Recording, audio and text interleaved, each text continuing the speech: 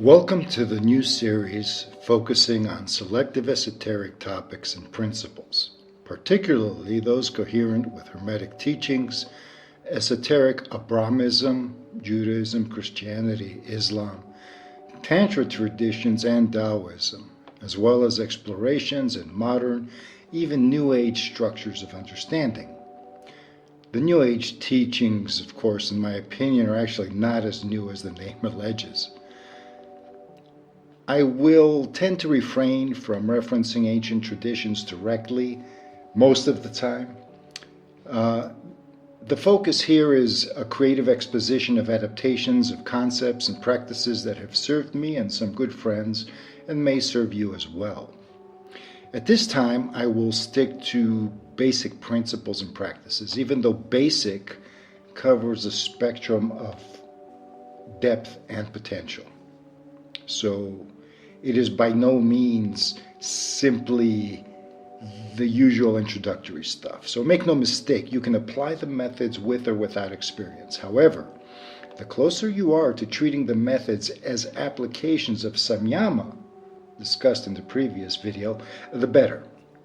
As intimated, our first topic is both basic and goes deep and advanced, yet it is neither dangerous nor forbidden in any official or obvious manner. For a time it appeared to be protected by the traditions and ideologies supporting this kind of methodology. Yes, there were witch hunts, but currently it is not forbidden. So it doesn't mean esoteric empowerment isn't going to meet with resistance by anything feeling threatened by it, or by any empowerment for that matter. And that includes a full spectrum from friends to governments. That being said, we are this day exploring a fundamental premise of inner alchemy, a principle that acts as a fulcrum of forces. And these are forces of transformation with the power to hold them together and manage their relationships in ways that transcend and defy their apparent natural states. I'm speaking of the forces here. Now, because of this pivot, the great work of psychophysical integration and spiritual awakening has nothing to do with adding or subtracting from yourself. You are already whole. And that is not a cliche. It may not feel or look that way, so nevertheless, all you need is there. No more and no less. In any case, welcome to Magus Wisdom Now. A new page. I want to say that accumulating knowledge, power, and space, as well as releasing the proverbial negative, these are filler dynamics. We are full, but we are also empty. Just like matter itself, where it appears solid, but there's so much empty space in between atoms that it may as well be insubstantial, yet it isn't. So what is this about? Certainly it's not about accumulation, and it's not about removal. So what is it? Well, it is about reorientation. This is the profound and universal principle of inversion we're talking about. It is the art of taking the natural beyond its limits while retaining its nature as something natural. But that's indistinguishable from making the unnatural natural, as some would claim. This isn't what happens in alchemy. Nature begets nature, even though the first version of nature is recognizable and the other one is evolved with human participation, but it's still natural. The principle of inversion posits that any stable, manifest relationship is defined by the separation and opposition of its poles. In a state of equilibrium, what is up remains up, perpetually trending upward. What is down continues to sink, irrevocably drawn downward. The light essence of fire does not, of its own accord, choose to descend and become earth. The heavy nature of stone does not spontaneously levitate. This is the natural order of things, the dormant state of the cosmos. You might call it the default state of the cosmos, without human intervention. Inner alchemy is the conscious reversal of this flow within the microcosm of the human being. It is the path to achieve liberation from the very dichotomies that define our existence. To understand this, we must understand the two great forces within us, the poles of our battery. The first is spirit. Spirit is the quintessential principle of upwardness. It is also the foundation of consciousness, the subject, the who we are, and relates to true identity. It is analogous to fire in its purest form. It radiates, it's expansive, it aspires ever toward its source. Its nature is to ascend. The second force is nature or substance. This is the yin to spirit's yang. It's the principle of downwardness. It is the gravity of form, the tendency towards condensation, solidification, and inertia. It seeks its own level, settling into the patterns of the dense and the tangible. We exist at the crossroad of these two principles. Our very being is calibrated to this spectrum. Earth is not just our world, it is our foundational condition, the ultimate crucible where spirit is immersed in and must grapple with substance. This interplay isn't just physical. Our compatibility extends to the subtle planes, the emotional, the mental, the causal, the latter being closer to spirit. They are all layers, of course, of the same great work. They are permutations of the elemental forces that constitute our experience. So how does this miraculous operation of inversion occur? Well, it doesn't occur by denying the poles. It occurs by consciously activating them within a stabilized sphere, thereby generating a transforming current. Like I said, the poles are like two poles of a battery, so think of an electrochemical cell. It has a positive and a negative pole, and to get a current, you don't destroy one of the poles, you connect them with a conductor. The potential difference, the tension between the two polarized states, generates a flow as the system seeks to retain balance, to merge the polarities into a single continuum. That's our perfect metaphor.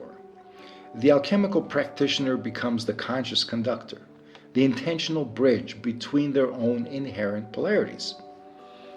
Humanity is polarized in many directions, but the primary axis of alchemical concern is the vertical. The upper is all that within us which rises, our aspiration, our intellect, our conscious awareness, our connection to the divine. The lower is all that which sinks. It includes our instincts, our material desires, the unconscious, the gravitational pull of the body, and its tendency toward maintaining a dynamic structure. The goal, as I said, is not to eradicate the lower in favor of the upper, because that's what many tend to do. Rarely do you see the opposite. But that's not inversion, that's amputation. The goal here is to initiate a sacred circuit between the upper and the lower. This is where the classical elements can serve as a kind of map. So they act as languages of these forces. Fire and air represent the ascending spectrum of spirit. Fire is pure radiance, air is the intellectual breath that carries it. Water and earth represent the descending spectrum of substantial nature. But note the presence of spirit is indicated by the degree of fluidity. Water is nature made malleable and impressionable. If there is no consciousness involved, water condenses into ice. So while earth is at the same time is fertile and dynamic, yet it represents the substantial in its final fixed and inert expression. The ordered progression from earth to water to air and finally to fire is not just a hierarchy of substances, it is a ladder of vibrational states within our very own being. The more energized, mobile, and conscious a medium, whether it's thought, emotion, or life force, the higher or more subtle it is. Our work here is to consciously navigate the ladder within ourselves. The magnificent outcome of reconciling these four warring principles, sometimes appearing to be in conflict, but I would call it a war that's more like a dynamic interaction. So when we harmonize the principles together, we are led to the supreme achievement of alchemy.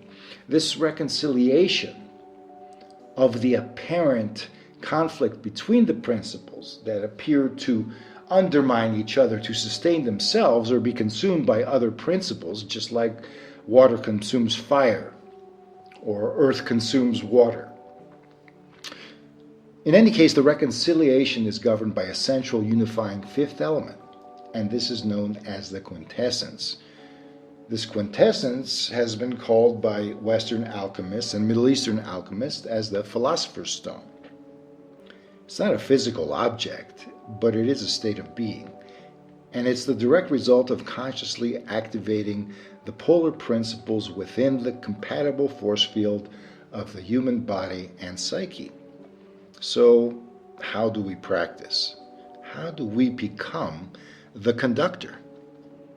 Well, we are using the elements of Western esoteric traditions and philosophies to describe all of this. So, in the Far East, the elements are 5. Air is known as wood, representing life, and metal represents the dynamic of authoritative conduction of spirit. So, it's included in it, whereas for us we have 4 elements in the West, and the conductor is something more ethereal, an outcome. In any case, apples and oranges. So, when this transcends fire, there's no strain, but when the mental vitality of fire is in excess, the metal does strain and it does melt. In other words, it conducts fire to the point where it's too much, and then we are supposed to tone it down. In any case, our conduit loses coherence and we go into crisis when there's too much fire and not enough substance. Well, I find the Taoist 5-element theory, as it is known, more comprehensive than Eurocentric 4-element theory.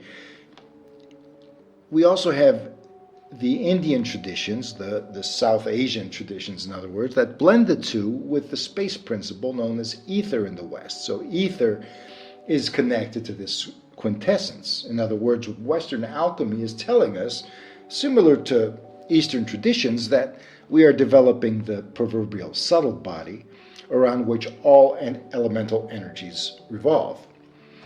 So this subtle body is defined as the unseen. In ancient Greek, this was called Aethys, personified as the god of the underworld, Hades. This isn't a realm under the earth.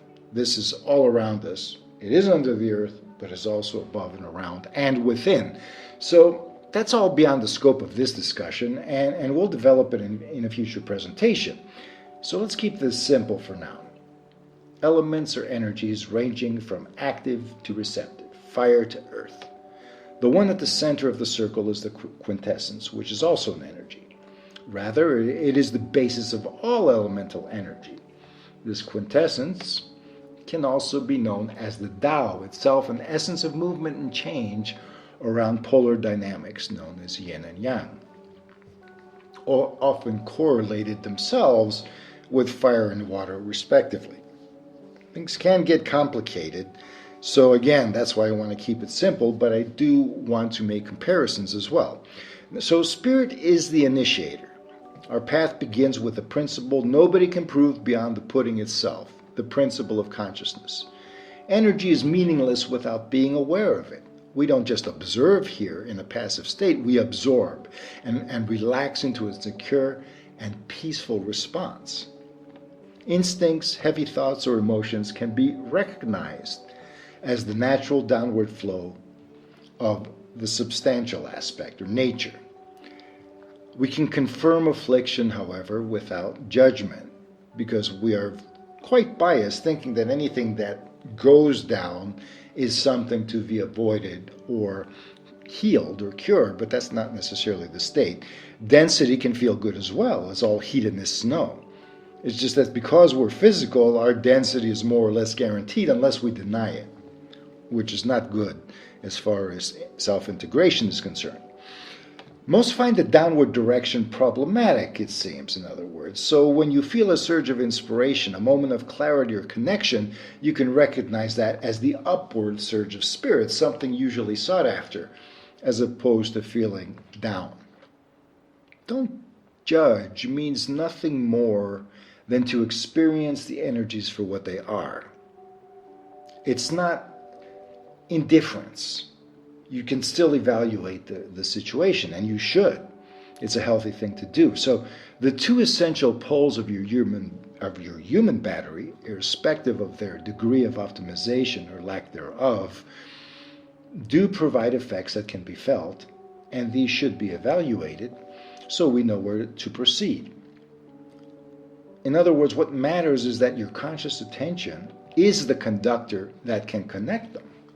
And part of that connection means having a sense of what they are, whether it's comfortable, uncomfortable, or something needs attention, relaxation, energy, lovingness, whatever can bring it to a harmonized state.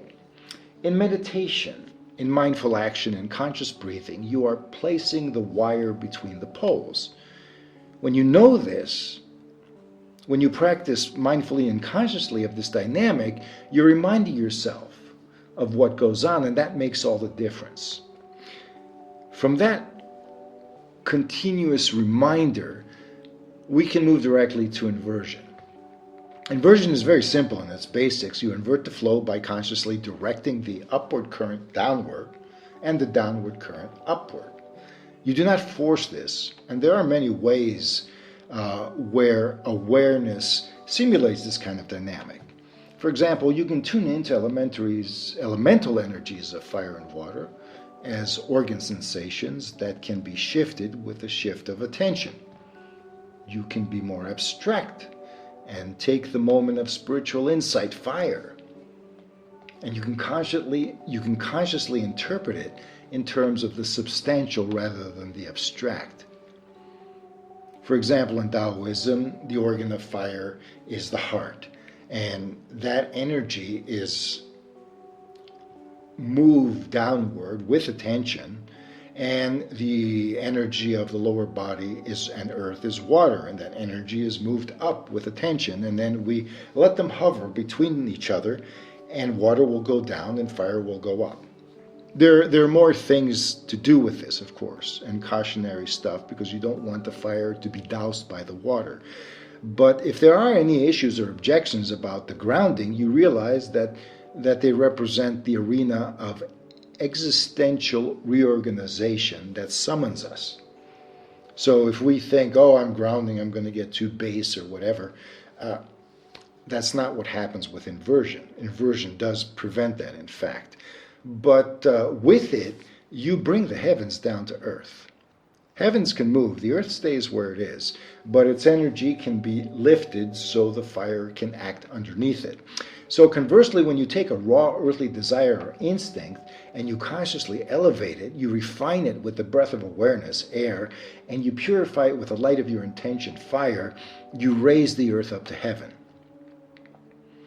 This conscious exchange of positions, so that each energy tries to find its former place and thus they are forced to interact, this energy is a sacred circuit. It's the generation of the true current. Thus, the principle of inversion teaches us that liberation is found not by fleeing our nature, but by transforming it. This doesn't happen with rejection, especially of the downward pull. We use that immense potential as the launching pad for ascent. The weight of your past, the density of your habits, the gravity of your form, these are not your prison. These are fuel. And they are potential energy. Without the tension of the bow, without the weight of the bow, the arrow cannot be launched from it.